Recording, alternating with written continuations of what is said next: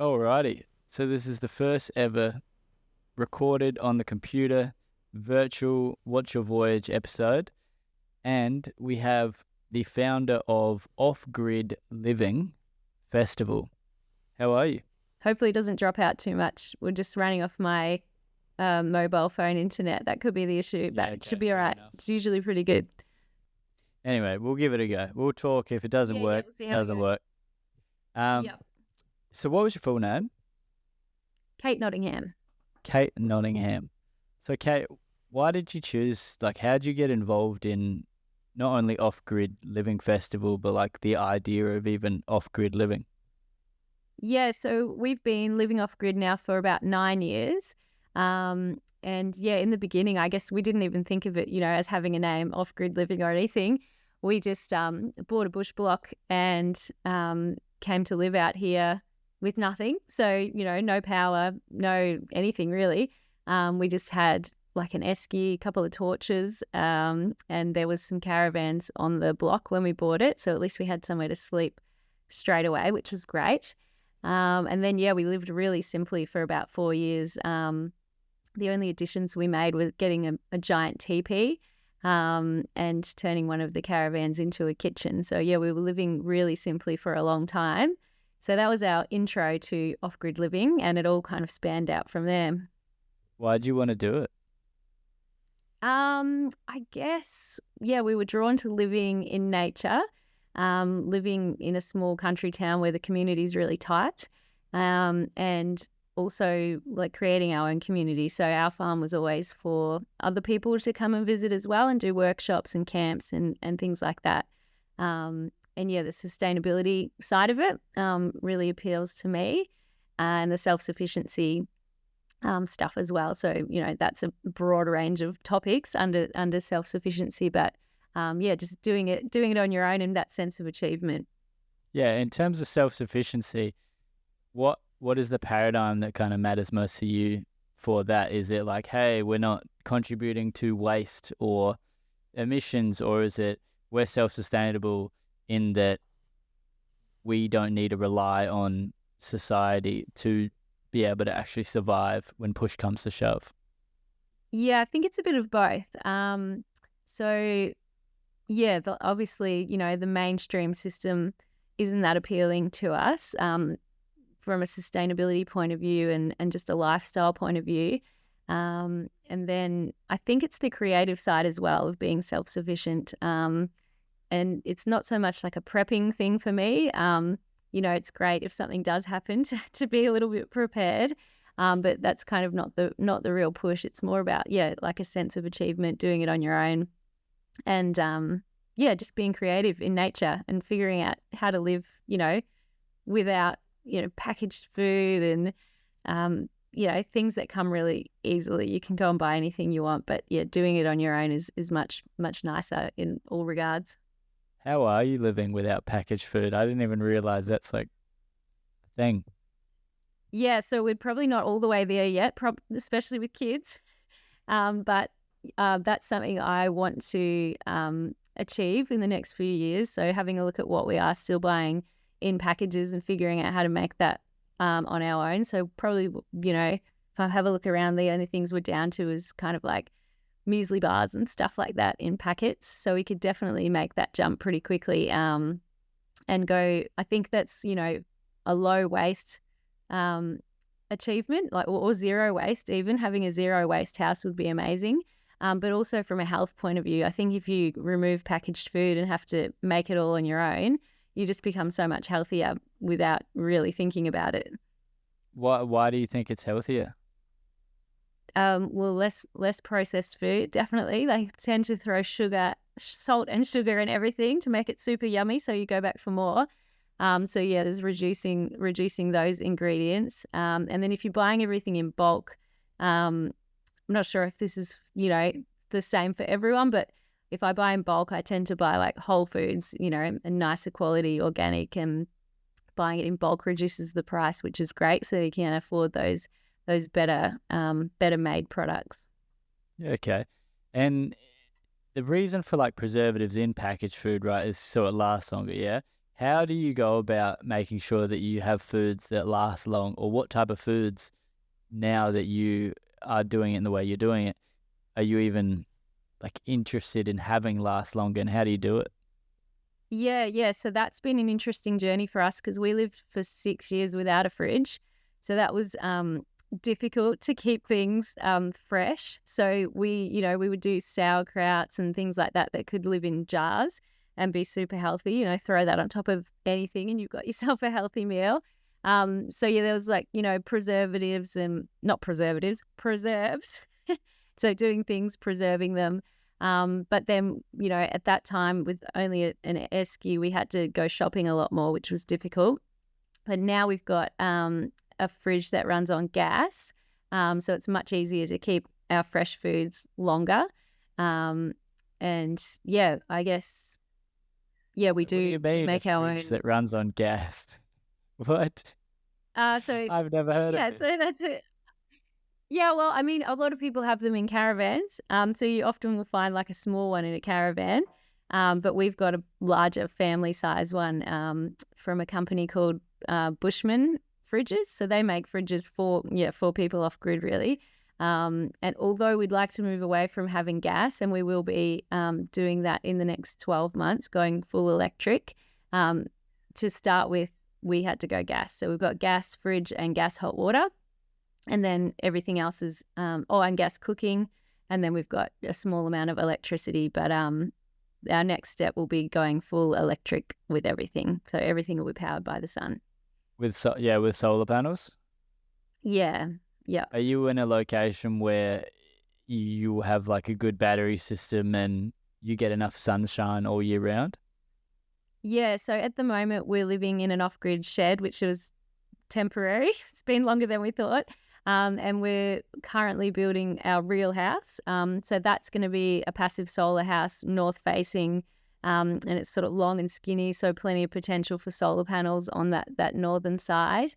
And that'll produce enough electricity each day for powering up all your modern conveniences. So we'll have electric hot water, electric cooking, any appliances that we want, or computers and TVs, or pretty much anything that's in a regular house, we should be able to power up. And then over our first winter, it'll be sort of a test. Over 5, 6, 7 cloudy days in a row, we'll be testing how that goes. But we're pretty used to living with almost no electricity, so if we have to turn a few things off, that won't be an issue for us. Is that the way it has to be? Because obviously I know that there's a rise of off-grid kind of like focus in society, but a lot of people don't want to forego modern conveniences. So is that you may have to do that during winter just because of the setup you have, or is that just a part of off-grid living where it stands and the technology as it is now? Yeah, so I guess it's a budget thing. So for us, we've got a certain budget to stick to with our solar system, and it will be scalable. So like if we need to add some more batteries, or probably not more panels, it's more the batteries is the thing to store more energy, we'll do that. But based on what we're using now, so at the moment we're on a 1 kilowatt system, which is minute. It's basically like no electricity. And we'll be going up to a 23 kilowatt system. So most houses, like big houses where they're just using everything, don't care what's turned on, they'll be using about 43 kilowatts as like an average that coming through on their electricity bill. So I think at 23 for us, we should be able to use everything when we want to, but there will be that little bit of testing in the first year to see how we go. And we'll probably record that and talk about that, and, have it posted online so people can kind of see where it's at and what they'll need to have for their system. What's the price difference between like a 23 and a 43? So at the moment, it keeps changing and it's going down, which is great. Or it depends on what quality stuff you get. But say for an average system, you could say about 1,000 to 1,200 per kilowatt. So you can sort of work it out that way. And there's lots of little calculators online to see what, like if you can click all the appliances that you would want in your house and how often you're using them, and it'll tell you what size system you should be getting. Yeah, cool, cool. Yeah, so And, anything around 30 kilowatts, I think would power up most people's life for what they're used to. yeah, fair. Just to quickly jump back to the food thing and preserving, like, what is the way that you actually preserve your food now that you have the gas fridge? Um, yeah, how do you actually go about preserving food without preservatives? So, well, with our orchard, we've got quite a few fruit trees.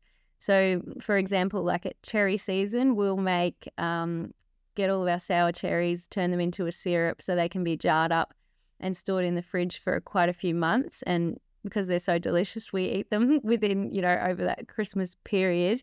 So they don't sort of have to last for years and years. But if we wanted to have like a whole pantry full, we would then add like pectin, or we might add sugar to keep it preserved for a bit longer. And then the difference between having it in the fridge or out of the fridge is quite different as well. So we get really hot summers here, so it's quite tricky to keep everything fresh in the summer if it's not in the fridge. But if you have like a dark, cool pantry, that helps. So yeah, making jams, preserving our olives. So those get brined for 6 months. You can see there's 2 jars of them behind me here. So those have just gone in the jars. They'll sit there for 6 months and be changing the salt water every couple of weeks, and then after that they'll go into a brine of vinegar and any flavors that we want to put in, and then put in the fridge, and they'll last for years. But again, we eat them quite quickly because they're delicious. Yeah, fair enough.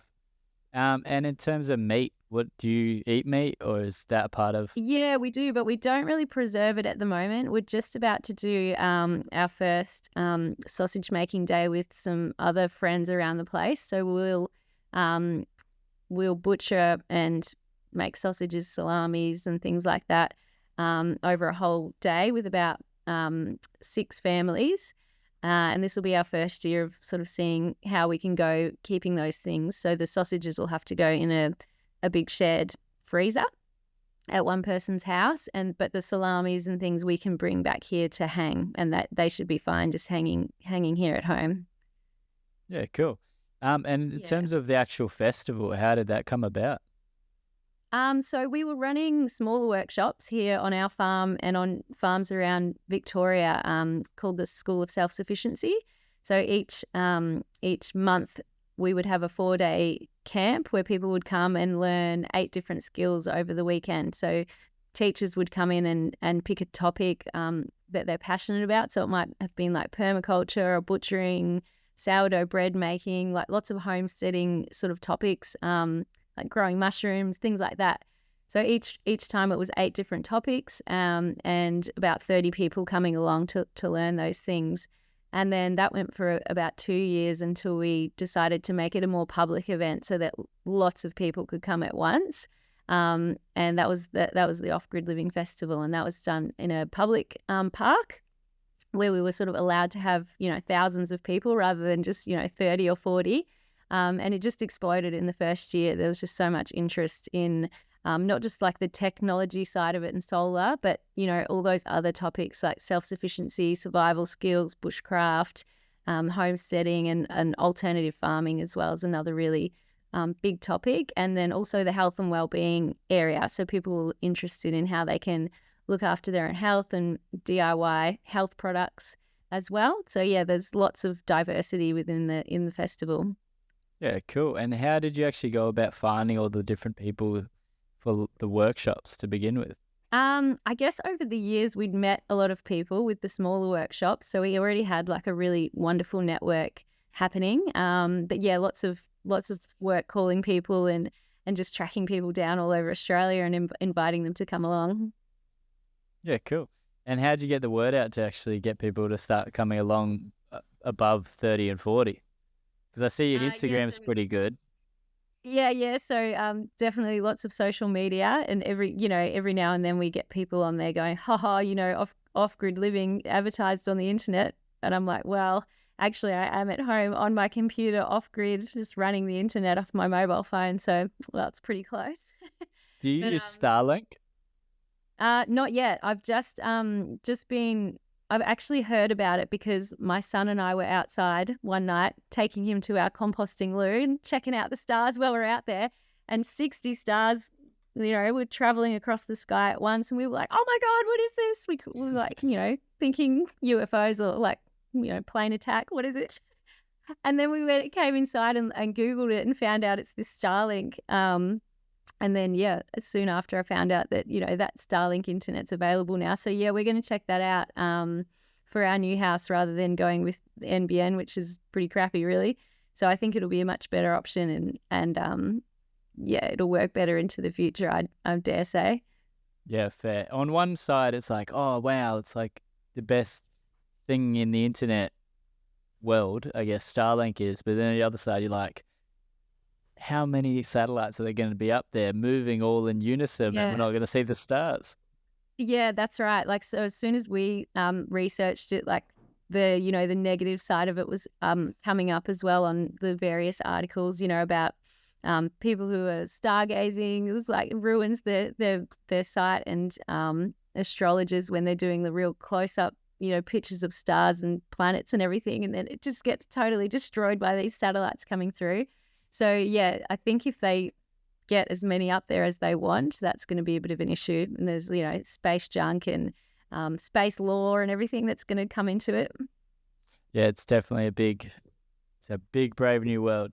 Is there anything that has come out so far related to AI and off-grid living yet?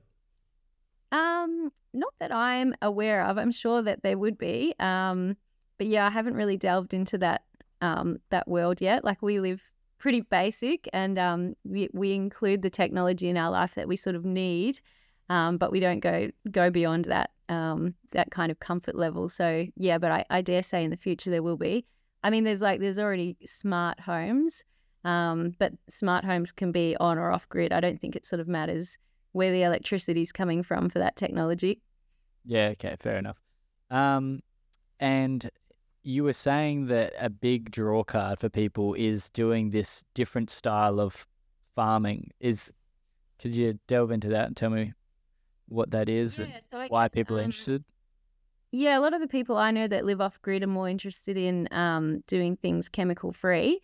So permaculture and any kind of organic farming have a pretty strong link to off grid living. But there's people, doing all kinds of food growing, living off grid, but it seems to be more of an interest in doing it without chemicals and more of a small scale and community based food sharing. What's the difference in terms of doing it without chemicals? Because I know I saw this person online and they were going like things like putting newspaper down on the ground and then putting your soil on top of it and then growing all your like above ground crops like that instead of digging out a trench or whatever. So that's called the no dig system, which is really good for people who don't have like a lot of energy or time for gardening. That's a big permaculture technique that a lot of people use.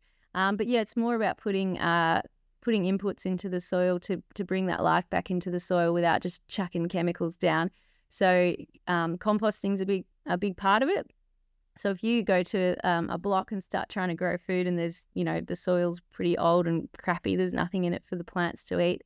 Usually, you would start by layering up compost, mulch, all different organic materials that are going to break down to become nicer soils.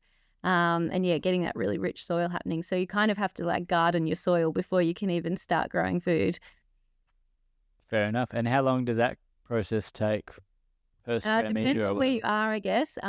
Like I started my gardening journey in France, on top of what was an old volcano, and the soil was just incredible. Like if you drop a seed on your way up to your garden bed, within a week or two there'd be food growing.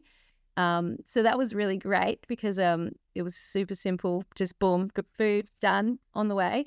But in Australia, and especially in some of the older soil areas, and knowing whether it's clay, loam or sandy soil is a big part of it. Definitely a lot more work goes into building up the soil to begin with. So something like a big, like a large compost, like the size of a pallet, so maybe like 1,000 liters. If you were like getting food scraps from town, from restaurants, and old coffee grinds and things like that, like gathering as much old food as you can, you can turn around like a hot compost in about 28 days and have that sort of going into your garden beds. But again, it's like a big time effort. So yeah, it depends what you're doing. Like if you're also working or you've got kids, sometimes it's better to kind of find out who's growing organic food in your area, and link up with them and buy it direct from their farm or their farm gate, or go to like a food share. So our town of El Dorado, once a month we have a food share. And it's not like a food swap, like you don't have to bring something to get something back. Just everybody who's growing stuff in town and has like a little bit too much brings it. It's all out on tables and you can just bring home anything you want. And during COVID, we added a cupboard as well to the local bus stop. So people are just constantly putting food and preserves or anything they've got extra into that. So yeah, if you don't have time for gardening organic food, you can definitely find it locally, especially in the country, maybe in the city, a day trip out to wherever your closest sort of country town is. Whereabouts is El Dorado? So we're in northeast Victoria, so about 45 minutes down from the border where you cross over at Albury-Wodonga. Mm-hmm. Yeah, beauty. It gets pretty cold there. Yeah, it does. Yeah, so we've got the mountains close by as well, so it's about an hour to get to the snow from here. So yeah, winter can get pretty cold. Yeah, beauty.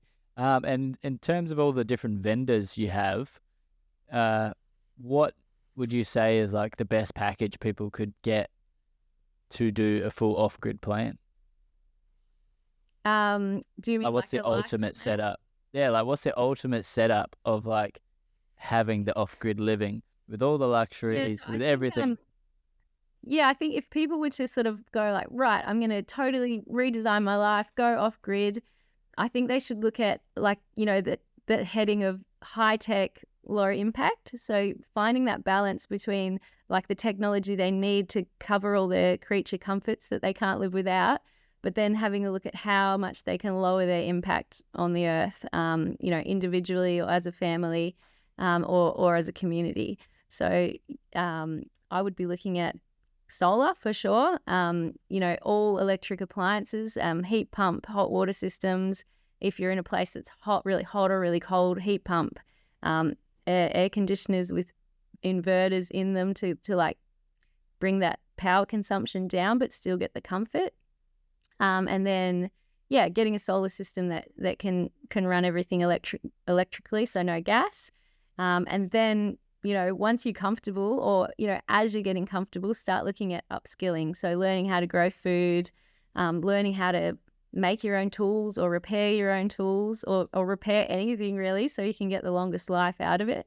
Learning how to make your own, herbal remedies and things like that to look after your own health, and having like a health and well-being regime. So you might find that you go and live off grid, and then you find you're like lonely, or you're like not getting your physical exercise or something anymore. So how are you going to bring that into your life? It might be bushwalking and joining up with a local community group, or having dinner parties and inviting random strangers around from the community. So making sure like you're still got your community connections. And then another big part of it for a lot of my friends is the bush skills and the survival skills.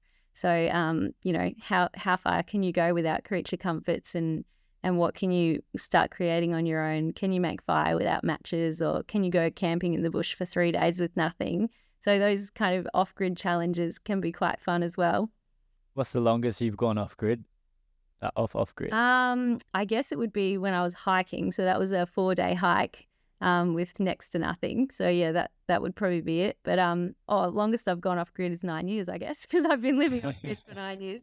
Yeah, but in terms of one of those challenges, like how did you go about 4 days off-grid? Like what did you have and how'd you go? So we just had small backpacks. So I think we only bought like rice and beans and really small sleeping bags. And then one person bought a tarp. So we were able to create like a little tarp to sleep under at night, which was good because we got a little bit of rain. But yeah, otherwise it was just us and our water bottles pretty much. So that was really nice. Did you have to make your own fire? Yeah, but I think we probably did I reckon we bought a lighter. I don't think back then we would have even tried to make our own fire. But one of the workshops we did run on our farm was called Wolfpack, and that was a 20-day bush skills and survival skills camp. So during that time, we had people coming in and teaching, again, about 30 people those skills over 20 days and practicing those skills the whole way through. Yeah, beauty. And in terms of the different home remedies using herbs and stuff like that, what are some good ones that you think? Yeah, that's something that I don't specialize in that yet. Like, I don't really use many conventional, drugs, prescribed drugs, or go to GPs and things like that. But yeah, I guess if my health took a turn for the worse, I'd be looking at herbal remedies and what I could use. But yeah, I mean, again, sauerkraut's a big one that's in our diet because you get all of your probiotics and everything from that. And then herbal teas. But yeah, I'm not really taking or making anything for any kind of chronic illness. But definitely, if I had something, I'd be looking into what I could do naturally first. Even just colds, though. Surely you've had colds over this time period. Oh yeah, so yeah, my one thing I take whenever I'm sick is apple cider vinegar. So I just drink it like it's going out of fashion, and it seems to work really well. But yeah, if I've got a cold, anything you can get from the chemist is just a bit of a Band-Aid. It's not actually going to fix it. So what's the point? Fair. What did you think of COVID and the vaccine, given there's a skepticism of pharmaceuticals in general? So we were pretty on the fence for that for a long time as it was all sort of developing, and we were back and forth like what to do. In the end, we decided not to go down the vaccine route, but still had a lot of respect for people that did. So we never sort of jumped too far on the bandwagon for one side or the other, because I didn't really like the way it was splitting communities and families. I think that's the worst thing that happened during COVID.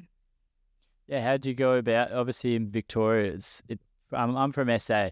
I'm not in SA right now, I'm in Gold Coast, but in SA, it was pretty chilled. Like, we didn't have lockdowns and stuff like that. So obviously being on a farm, you're locked down, you had a lot of space still. But do you find that the government or the police force in your local area was like kind of on your case about getting vaccinated or like restrictions? We personally didn't notice it much because we were like, we love our life, we love our family, and to be told to stay at home was like, yeah, okay, cool, whatever. we were quite happy, and our kids hadn't started school at that time, and we were part of like a homeschooling community. So yeah, we were happy and comfortable. But yeah, a lot of my friends lost their jobs, and some of them still can't get their jobs back who decided to not get vaccinated. So yeah, and like I said, a lot of people lost contact with their families if they had decided to go one way or the other. So that was the biggest impact that I saw. But in terms of living, we kind of almost enjoyed it a bit, like, a home holiday. But I could definitely see how it was hard for other people. Yeah, fair. And how big's the property that you guys are on? So we're on 20 acres and it's surrounded by national park. So yeah, it's got a really beautiful nature vibe about it. And we share the property with lots of animals. So we've got about 80 kangaroos each night cruising around, and all kinds of birds and wombats, koalas every now and then, echidnas, the works. It's really nice. That is very cool. Do you hunt at all? No, not yet. We've talked about whether we want to sort of start doing that. But yeah, it's a bit of a funny one. Like, one time someone came to hunt on our property and got a kangaroo. And yeah, I felt a bit weird about it because we've always watched the kangaroo mob like they're a family. And you can see like there's this tight-knit little animal community, and to take one away just to eat it was a bit hard. So I'm not too sure how we go with that. Family. Oh, can you hear me all right now? Yeah, I can hear you. I said if Did you feel like you were breaking up the family? Oh, sorry. I thought you said I was breaking up. Yeah, I did. Yeah, we felt like I was breaking up the family for sure. And yeah, being a mother, like even taking animal children away, it's like quite heartbreaking. So I don't think we would hunt unless it was like a real survival situation. And if shit hit the fan and we felt like we had to get meat. But yeah, at the moment, no. Yeah, okay. Do you just have neighbors that have like farm setups with the lamb and sheep Yeah, and so we've got friends who are producing their own meat, which we can share in, and then like I said, we're doing the sausage making day soon, and then yeah, we just buy meat locally. There's one free range producer, so we get ham and turkey and bacon from them, and that's really nice.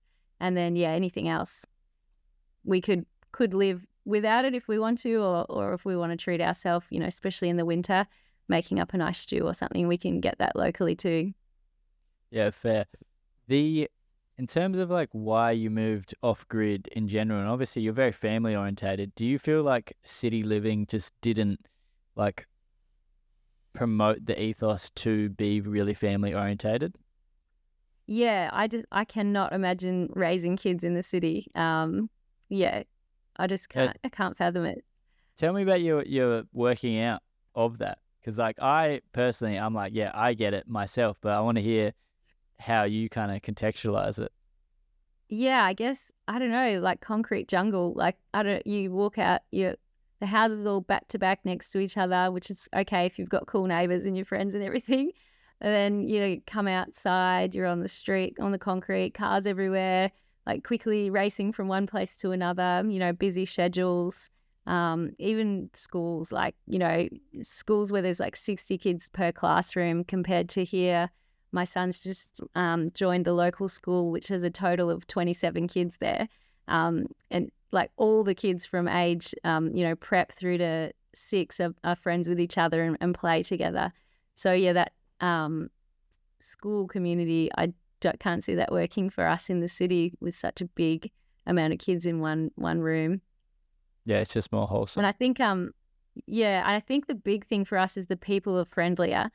So we notice like whenever we drive from El Dorado to the city, you get to this point where people stop waving to each other, like in cars as they're driving past, or you jump out of the car to grab a few supplies on your road trip, and people will have a chat to you, and you'll get stuck for half an hour talking to people, and then you kind of hit this part where you're almost in the city, and it's like, okay, conversation's gone, no smiling, no waving, like yeah, it's just not as friendly. Yeah, fair. I have a friend from China, and he was just like, there's so many people that nobody can afford to even care about each other because it's such a rat race. So if somebody's like, Yeah. you know, I don't know if you ever saw that video that went viral of the person that was dead on the street, and it was like a CCTV camera of like 12 days, and nobody even checked on Oh wow. this like person dead on the street. It's Yeah. just wow. Yeah, that's crazy. And I can see it, like, I mean, if you try and wave to everyone walking down the street in the city, you could just be walking along with your hand in the air, getting high fives. Yeah, yeah. Hopefully getting high fives. But yeah, like here, a good example is one day I had to pull my car over because it was raining so heavy that I couldn't see where I was going. So I pulled over. Um, and then somebody, within about 2 minutes, one of the local El Dorado guys pulled over in front of me, got out of his car in the pouring rain to knock on my window and say, "Oh, you okay? Do you need a hand?"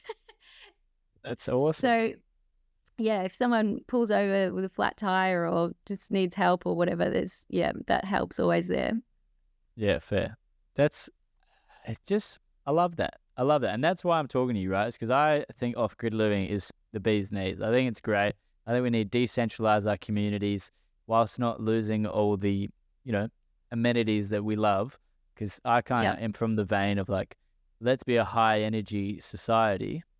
So then we can build, we can innovate. There's a lot of benefits, obviously, from energy and what we can do with it. AI revolution coming its way. Now, you could have like little bots doing your work for you and building and creating things, and then focusing on like the parts that a human could do, which, the innovation, the creativity around it. I think we're Yep. moving in a cool way, but definitely the off-grid, like, ethos of just being family and being community is missing out of society, and we're seeing that in so many ways. Families, look at the divorce rates. Like, have you found that being out in nature and being off grid and having this community lifestyle, like, how do you think that has actually just affected your relationship with your significant other? I would say it definitely helps in terms of that we don't have to work so much. Like, I think if we were living in the city, we would both have full-time jobs probably just to pay rent or mortgage or whatever it is. So living out here, we've had a lot of freedom to just be together and start creating the life that we want. So in the beginning, we didn't work at all for a few years, or little bits of work here and there, but we just didn't have any expenses. So we were able to, like, just enjoy this land that we'd moved to and just start building it up in the way that we wanted to, enjoying time together. So yeah, I can't sort of see that happening. Although, we did meet in the city. So yeah, there was 1 year or 1 or 2 years that we were together in the city. Yeah, but yeah, the lifestyle's incredibly different out here. Like, looking back to that. I feel like a lot of people, their instant reaction will go, but don't you get bored? Not So- at all. No.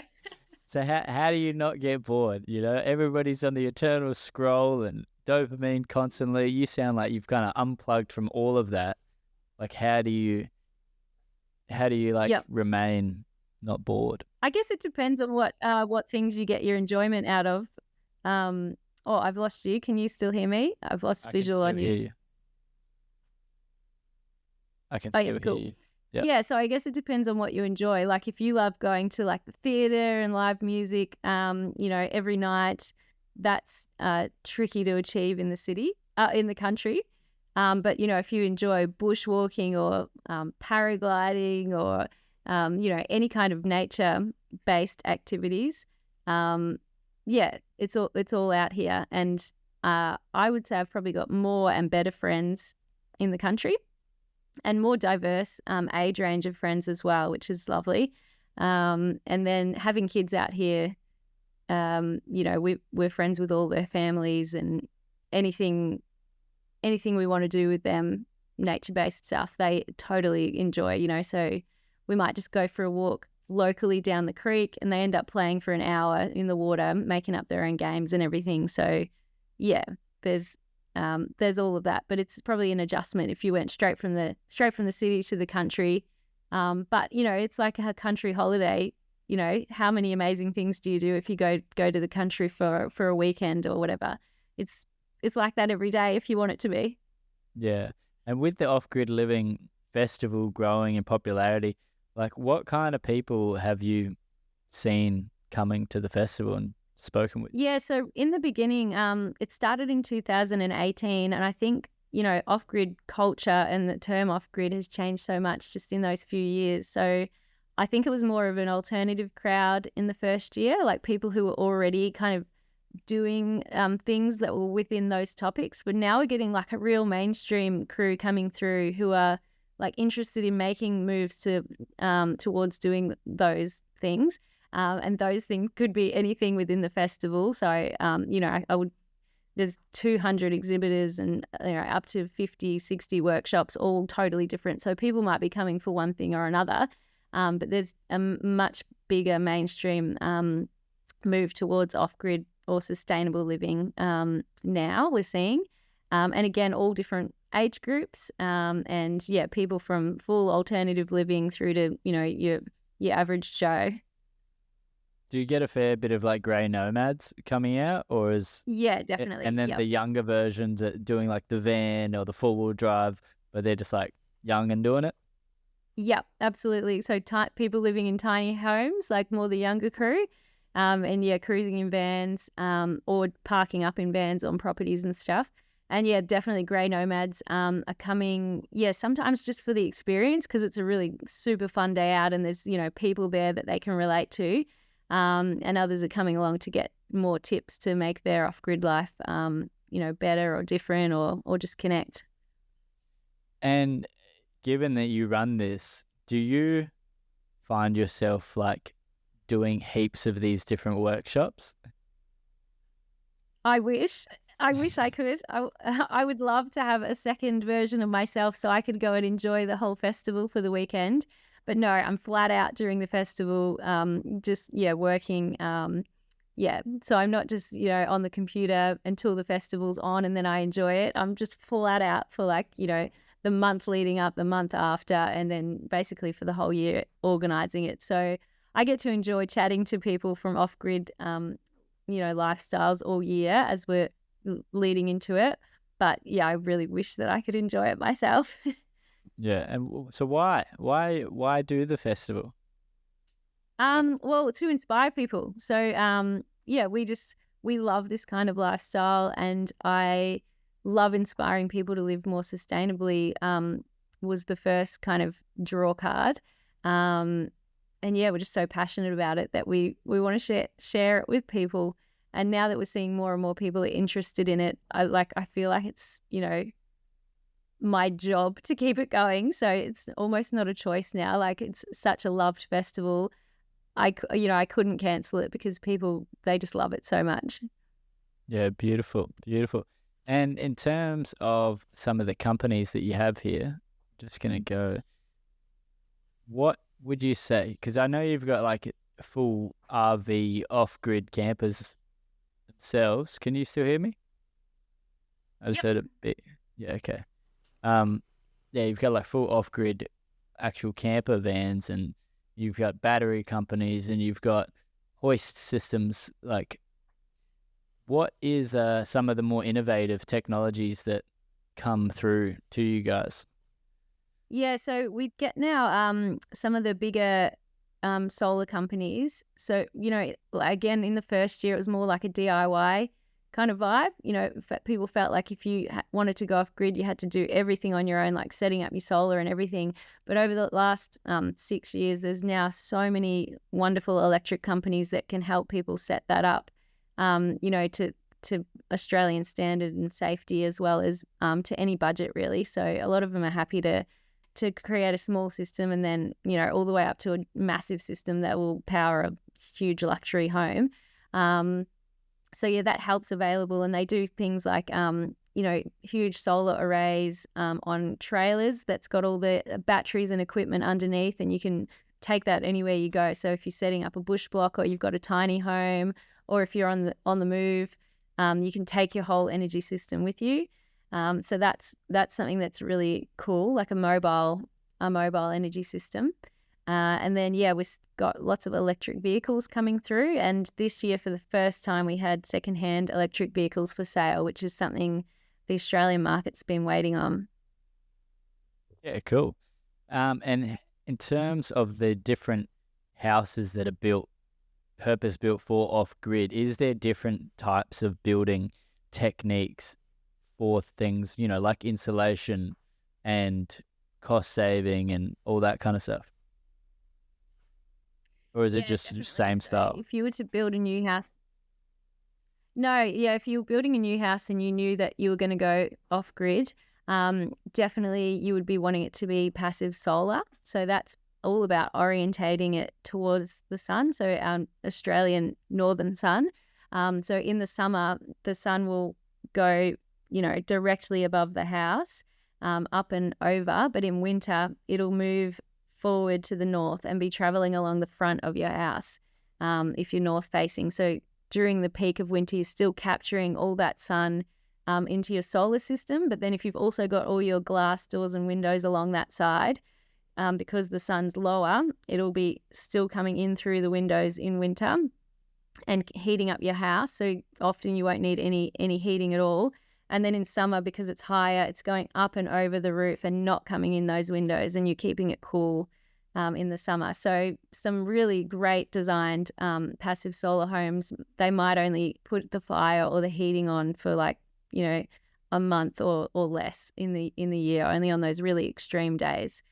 So, and then of course, to add to that, if you're capturing the heat, you've got to hold it in. So insulation is key. So it might be just your regular kind of insulation, or you might go for like hemp or straw bale. And then you've got, rammed earth, which is great for, say, behind a fireplace, because that'll soak up the heat into that really dense rammed earth wall. And then if the fire then goes out, it'll push that heat into the house. So yeah, there's lots of techniques in keeping your house cool or warm, depending on the season, to make sure that you don't have to use extreme amounts of gas or electricity or firewood to keep it all comfortable. Yeah, cool. And are these, because obviously there's a lot to think of, but in terms of just like comparing to a regular built house, is it cost competitive, not just in the long run of all the energy savings, but in just the initial fit out? Or is it like, hey, you have to spend a fortune to get a great off-grid house and then you'll get it back in the long run? Yeah, so the house we're building at the moment is a really good example of that. So had I have gone with like all the just standard stuff, like, not upgrading to thermal break aluminium windows, which is basically not letting any heat or cool come in through the frames, double glazed windows, upgrading all the insulation in the walls and the roof. Those are the main things. Like, orientation doesn't cost you anything. It's just designing the house in the right direction.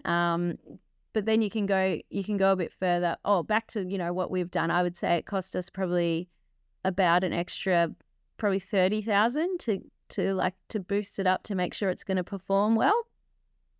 But now That's not bad. there's a new standard coming through. So at the moment, houses have to be 6-star, like legally, like as a base limit. But I think by November this year or a little bit later, they have to be 7-star. So there's a new rating coming through, which is going to mean that all those volume builders that are just busting out houses that aren't performing well at all, they're going to have to like really pick up their game and figure out how they're going to make those houses perform much better. And if they're in a suburb where the houses are back to back and they can't actually orientate them to the north, I think there's going to be a little bit of a struggle for a while to figure out how to make those houses perform to a 7-star rating. Yeah, okay. So the 7-star rating is predominantly about just energy conservation. Yep. So it's about cooling and heating your home, to make sure that you don't have to have outrageous amounts of power to keep it comfortable. And then there's a few more things. I think the whole rating system is sort of changing. So at the moment, if you've got an all-electric home and it's running off solar, you don't sort of get extra points for that. But I think this new rating will include that. So people will be able to offset things. So if they're building a house that cannot be orientated to the north because of the block they're on, they could probably get more points and offset that by having heaps more solar panels and batteries as a backup. Yeah, cool. Cool. Very good. It's I'd say it's slightly more expensive, but it doesn't have to be like hugely more expensive. Yeah. And is the best material, obviously you're saying a lot of glass, and then this rammed earth for like fireplaces and stuff like that. Are you still doing like timber framing for everything else? Is that still what's the best with the sheet roof? Yeah, timber frame or steel frame, depending on where you're living, I think makes a difference. But then if you're like, one of the best natural materials to work with is hemp. So that's hemp that's all chopped up and mixed with like a lime, like a wet lime material, and then it's packed into two panels to create the wall, and it's insulative.